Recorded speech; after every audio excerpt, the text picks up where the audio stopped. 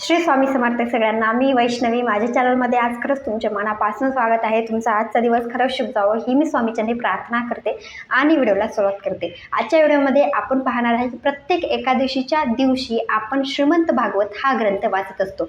हा ग्रंथ का वाचला पाहिजे, कधी वाचला पाहिजे, त्याचबरोबर कोणी वाचला पाहिजे याची संपूर्ण माहिती या व्हिडिओमध्ये असणार आहे. व्हिडिओ शेवटपर्यंत पहा. आवडला तर लाईक, त्याचबरोबर माझ्या चॅनलवर पहिल्यांदा आला असाल तर माझ्या चॅनलला नक्की सबस्क्राईब करा.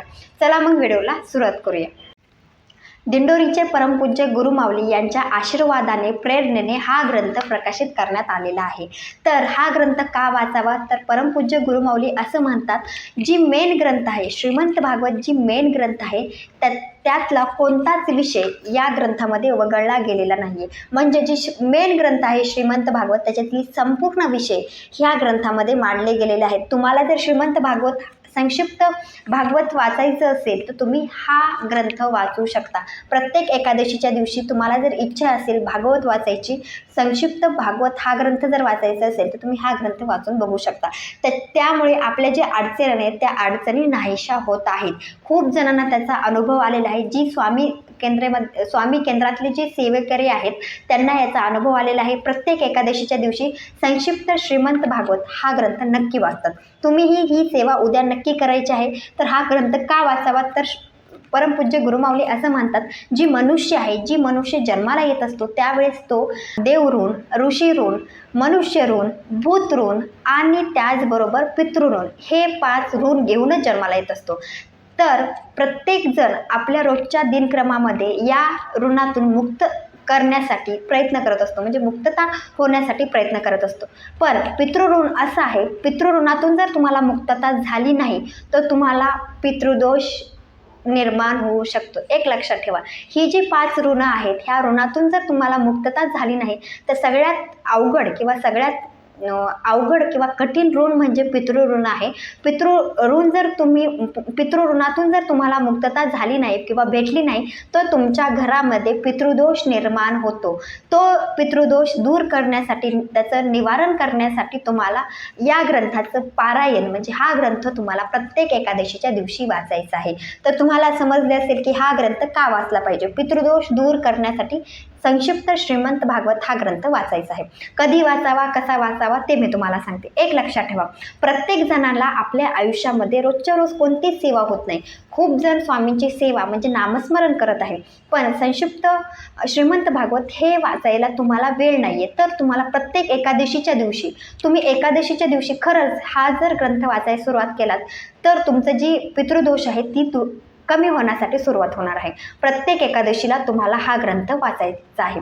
म्हणजे तुम्हाला महिन्यामध्ये जी एकादशी येते त्या एकादशीला तुम्हाला हा ग्रंथ वाचायचा आहे. आपण म्हणत असतो की ही मोठी एकादशी आहे, ह्या एकादशीला आपण वाचणं गरजेचं आहे. जी एकादशी येते त्या एकादशीला तुम्हाला हा ग्रंथ नक्की वाचायचा आहे. कुठे वाचायचा आहे असाही प्रश्न तुम्हाला असतो, तर एक लक्षात ठेवा, तुम्ही स्वामी केंद्रामध्ये जाऊन वाचू शकता. म्हणजे ज्या ठिकाणी तुमचं स्वामींचं मंदिर आहे, स्वामींचं केंद्र आहे त्या ठिकाणी तुम्ही वाचू शकता. त्याचबरोबर तुम्ही दत्त महाराजांच्या तिथं गेलात, दत्त महाराजांच्या मंदिरात गेलात, त्या ठिकाणी सुद्धा तुम्ही बसून हा ग्रंथ वाचू शकता. म्हणजे तुम्हाला ज्या ठिकाणी बसून वाचायचं आहे त्या ठिकाणी तुम्ही बसून हा ग्रंथ वाचू शकतात. म्हणजे एका बैठकीमध्ये तुम्हाला 14 अध्याय पूर्ण करायचे आहेत, हे लक्षात ठेवा. तुम्ही म्हणत असताल आमच्याजवळ मंदिर नाही, आम्ही घरात वाचलं तर चालेल का? तुम्हाला हा ग्रंथ तुमच्या घरात सुद्धा वाचता येणार आहे. ग्रंथ वाचत असताना काही नियम अटी आहेत. म्हणजे हा ग्रंथ तुम्हाला, आता स्वामी केंद्रामध्ये तुम्ही जर गेलात तर खूप जणांच्या हातामध्ये बघत असताल की हा ग्रंथ आहे किंवा खूप जण हातामध्ये घेऊनच हा ग्रंथ वाचतात. पण असं म्हटलं जातं की ग्रंथ कधीच हातामध्ये घेऊन वाचू नये.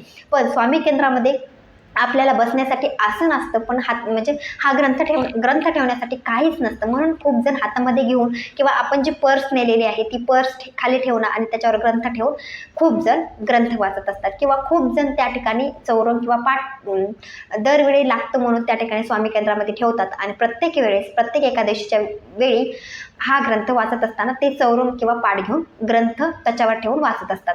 तुम्ही जर घरामध्ये वाचत असाल तर एक लक्षात ठेवा, नियम आहे किंवा एक अट आहे. म्हणून तुम्हाला हा ग्रंथ हातात न घेता किंवा खूप जण पेज बदलत असताना चा वापर करून किंवा तुम्ही पाण्याचा वापर करून खूप जण पेज बदलतात, पण एक लक्षात ठेवा, कधीच तुम्ही थुक्का आपल्या ग्रंथाला लावायचा नाहीये. हा ग्रंथाचं जी पेज आहे ती तुम्ही तसंच बदलायचं आहे, म्हणजे त्याच्यावर कोणत्याही गोष्टीचा वापर करायचा नाहीये. एक लक्षात ठेवा, थुक्क्याचा वापर करायचा नाहीये. ग्रंथ हातामध्ये घेऊन वाचायचा नाहीये. घरामध्ये ग्रंथ खाली काहीतरी घेऊन ठेवायचा आहे. चौरंग असेल, पाट असेल, त्याच्यावर पिवळ्या रंगाचं वस्त्र असेल, जी असेल ती वस्त्र टाकून हा ग्रंथ वाचायचा आहे. व ग्रंथ वाचायच्या आधी देवता प्रज्वलित करायचे, म्हणजे दिवा लावायचा आहे, दीप लावायचा आहे, म्हणजे धूप लावायचे आहे साईडला. त्याचबरोबर तुम्ही एखादं फळ ठेवला तरी चालेल.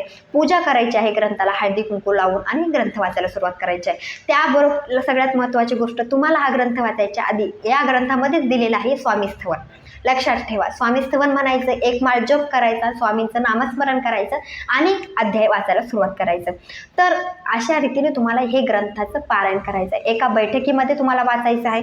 खूप जणांचं असं असतं की आम्ही सकाळी 6 अध्याय वाचतात, नंतर थोड्या वेळानं आम्ही 6 अध्याय वाचतात. म्हणजे एक सांगण्याचा हेतू की तुम्ही एका वेळेमध्ये तुम्हाला या ग्रंथाचे संपूर्ण अध्याय वाचायचे आहेत. एक लक्ष, आपल्याला नियंत्रण तुम्हाला ठेवायचे, मनन चिंतन ठेवून तुम्हाला एका बैठकीमध्ये एका वेळेमध्ये तुम्हाला हा ग्रंथ वाचायचा आहे.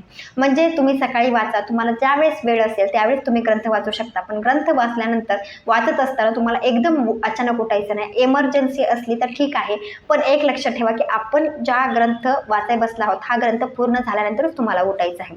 त्यानंतर एक माळ जप नक्की करायचा आहे. ग्रंथाचं पारायण झाल्यानंतर सुद्धा एक माळ जप करायचा आहे. आपल्याला स्वामींना मुद्रा करायचा आहे की जी पितृदोष असेल किंवा ज्या गोष्टीमुळे दुःखी असाल, तुमच्या घरामध्ये खरंच काहीतरी दारिद्र्य असेल, कोणत्या गोष्टीसाठी तुम्ही हा ग्रंथ वाचत असाल, का ग्रंथ वाचत आहे ते स्वामींना सांगायचं आहे आणि हा ग्रंथ प्रत्येक एकादशीच्या दिवशी तुम्ही वाचू शकता. खूप जण म्हणतात संकल्प करायचा, तुम्ही संकल्प न करता सुद्धा तुम्ही हा ग्रंथ वाचू शकता. एक लक्षात ठेवा की प्रत्येक एकादशीच्या दिवशी तुम्हाला हा ग्रंथाचं पारायण तुमच्या घरामध्ये करायचं आहे. काही प्रश्न असतील तर कमेंटमध्ये नक्की विचारा.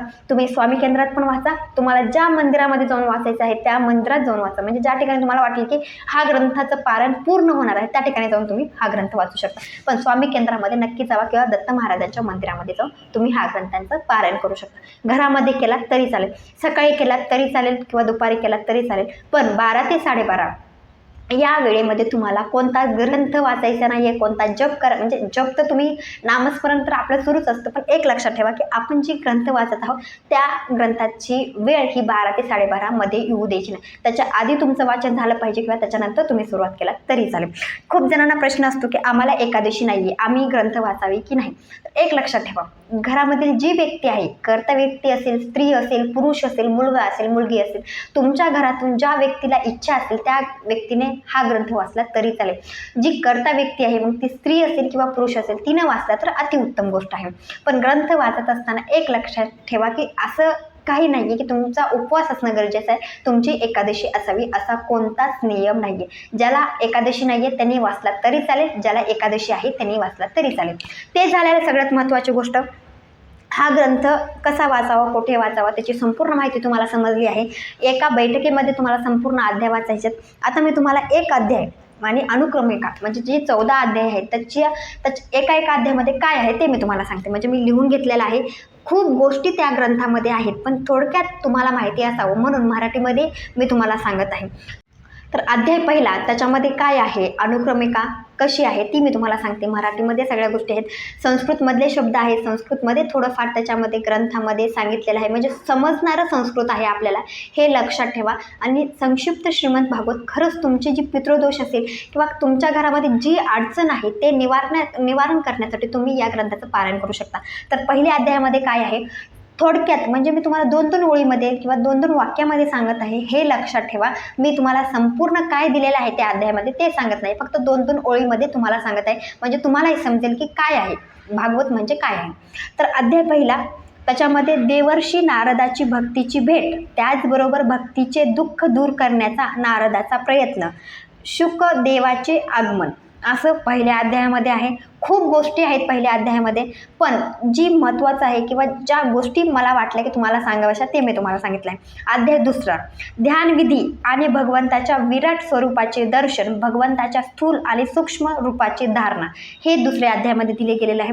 अध्याय तिसरा, उद्धव आणि विदुर याची भेट, भगवंताच्या बाल लीलाचे वर्णन, भगवंताच्या अनन्य लीला, सृष्टीचा विस्तार, ब्रह्मदेवाची उत्पत्ती कशी झाली, ही संपूर्ण माहिती अध्याय तिसऱ्यामध्ये आहे. अध्याय चौथा, सतीचा अग्निप्रवेश, भगवान शिव आणि दश प्रजापती यांचा द्वेष, भगवान श्री विष्णूचे वरदान. अध्याय पाचवा, प्रियव्रत चरित्र, नाभिराजाचे चरित्र, भरताचे चरित्र आणि भरताचा जन्म, हे अध्याय पाचव्यामध्ये दिले गेलेले आहे.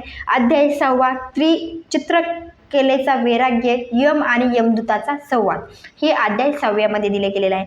अध्याय सातवा, जय विजयाची कथा, प्रल्हादाने केलेली नृसिंहाची स्तुती, म्हणजे प्रल्हादाची संपूर्ण जी कथा आहे ती सुद्धा अध्याय सातव्यामध्ये दिली गेलेली आहे. म्हणजे संपूर्ण गोष्टी जी भागवतामध्ये जी सांगितलं गेलेलं आहे, स्कंद पुराणातल्या गोष्टी, त्या गोष्टी सगळ्या या ग्रंथामध्ये दिले गेलेल्या आहेत. अध्याय आठवा, मन्वंतरांचे वर्णन, देव आणि दैत्य याचे मिळून समुद्र मंथन. देव आणि दैत्य म्हणजे आपल्या सगळ्यांना माहिती आहे की जी समुद्र मंथन जी कोणत्या गोष्टीमुळे झालं होतं ते सुद्धा अध्याय आठव्यामध्ये दिलं गेलेलं आहे. नंतर अध्याय नववा, अध्याय नववा, कौरव वंशाची कथा, परशुरामाकडून क्षत्रियांचा संहार. त्याचनंतर अध्याय दहावा, वसुदेव देवकी विवाह, कंसाकडून पुत्राची हत्या, म्हणजे जी कृष्णाच्या कथा आपल्या कानावर पडल्या आहेत ते सुद्धा अध्याय 10व्यामध्ये सांगितलं गेलेलं आहे. नंतर अध्याय 11वा, इंद्रयज्ञ निवारण, गोवर्धन धारण, श्रीकृष्णाची स्तुती. अध्याय 12वा, द्वारकेशी निर्मिती कशी झाली, रुक्मिणी हरण कसं झालं, हे सुद्धा अध्याय 12मध्ये सांगितलेलं आहे. अध्याय 13, यशुदेवांशाचा ऋषीचा शाप, भगवंताचे अवतारीय कथा, ह्या 13वामध्ये सांगितल्यात. पूर्ण भगवंताच्या कथा 13व्या अध्यायामध्ये सांगितल्यात. अध्याय 14, कलियुगातील राजवंशाचे वर्णन, कलियुगाचे धर्म, हे अध्याय 14व्यामध्ये सांगितले गेलेले आहे. श्रीमंत भागवतांची परंपरा, महात्म्य, स्वरूप, हे या ग्रंथामध्ये सांगितले गेलेले आहे. माझा व्हिडिओ आवडला असेल लाईक, शेअर, सबस्क्राईब नक्की करा आणि उद्या तुम्ही एकादशीच्या निमित्तानं या ग्रंथाचं पारायण नक्की करा. पितृदोष दूर करण्यासाठी या ग्रंथाचं पारायण नक्की करू शकता. भेटूया नंतरच्या व्हिडिओमध्ये. श्री स्वामी समर्थ, श्री गुरुदेव दत्त.